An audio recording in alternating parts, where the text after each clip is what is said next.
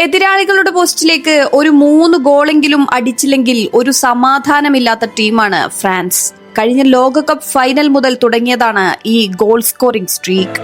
പാരഗ്വായ്ക്കെതിരെയുള്ള മത്സരം വരെ 3-ൽ കൂടുതൽ ഗോൾ അടിച്ചാണ് അവർ എത്തിയത്. ഒരു 1/4 ഡസൻ ഗോൾ വ്യത്യാസത്തിൽ ജയിക്കാനാണ് ലാറ്റിൻ അമേരിക്കൻ ടീമിനെതിരെയും അവരെത്തുന്നത്. എന്നാൽ ഫ്രാൻസിനെതിരെ 5-4-1 ലോ ബ്ലോക്ക് ഡിഫൻസുമായാണ് പാരഗ്വായ് എത്തുന്നത്.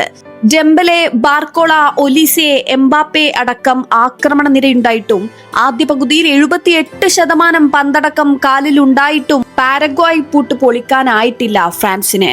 റാബിയോട്ട് അടക്കം ലോങ് റേഞ്ചർ പരീക്ഷിക്കുമ്പോൾ ഒന്നും ലക്ഷ്യത്തിലെത്തുന്നില്ല. കോനയുടെ ഒന്നാന്തരം ഒരു ഷോട്ട് പാരഗ്വായ് കീപ്പർ ഗിൽ അതിഗംഭീരമായി പറന്ന് രക്ഷപ്പെടുത്തുന്നുമുണ്ട്.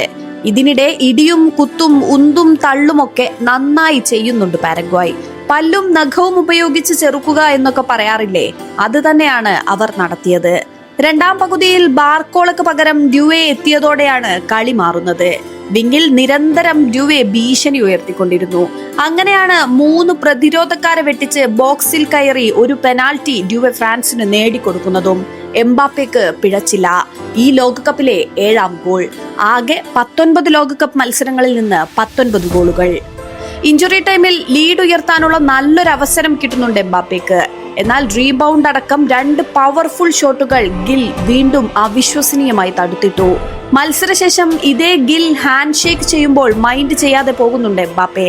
പാരഗ്വായുടെ ഫിസിക്കൽ ഗെയിമിൽ അവർ അത്രയും ഫ്രസ്ട്രേറ്റഡ് ആയിരുന്നു. ക്വാർട്ടർ ഫൈനലിൽ ഫ്രാൻസിന് എതിരാളി മൊറോക്കോയാണ്. കാനഡയുടെ വലയിൽ 3 അടിച്ചാണ് ആഫ്രിക്കൻ ലയൺസിന്റെ വരവ്.